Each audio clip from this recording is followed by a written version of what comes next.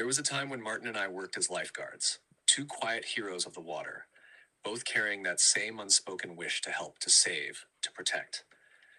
I'd always believed that one day I would face a moment that would test what I was made of, not for glory, but to prove that courage and compassion could meet in one heartbeat. That day came on the great waters of Liptovska Mara.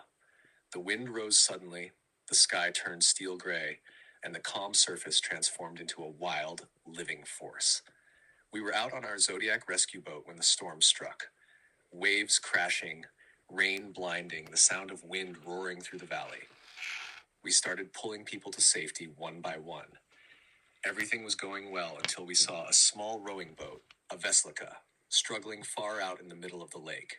Two people were trapped there, fighting against the storm. We reached them and tied their boat behind ours, pulling them aboard the Zodiac.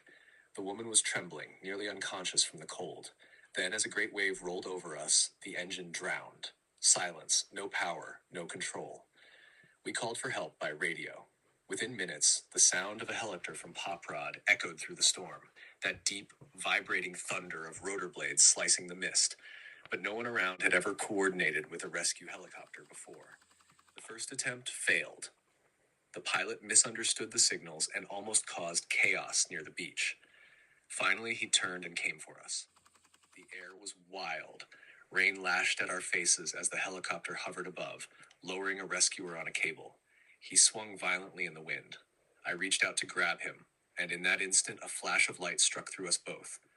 I didn't know that static electricity from the rotor could discharge through contact.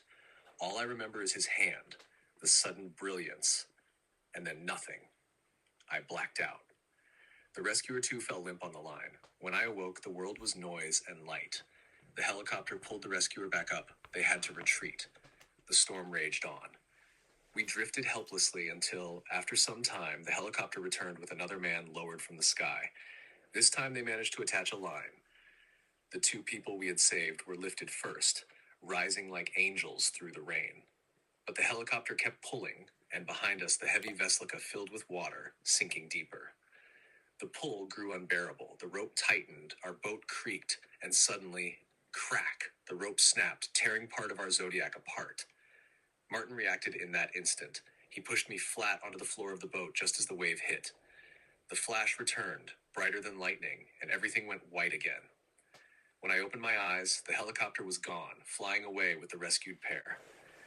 Only we remained, adrift in the storm, our boat damaged, the Veslika sinking behind us. We cut the rope that tied us to it, letting it drift away into the mist. Then, with trembling hands, we began to paddle toward the faint lights of the shore. There were people waiting, dozens, maybe hundreds, unaware of what had truly happened out there on the water. That day, Martin saved me as much as we had saved them. And later, in another moment between us, during a triathlon where we ran, swam, and paddled on surfboards, I learned something about victory and friendship. Though I could have crossed the finish line first, I slowed down, letting Martin win. Because for the first time, I realized I wasn't racing against him. I was racing against myself. That night on the water and that day on the shore both taught me the same truth. Heroism isn't about being seen. It's about staying true, even when the rope breaks, when light blinds, and when silence follows. Because sometimes the breaking line is not the end. It's the moment when life, courage, and spirit become one.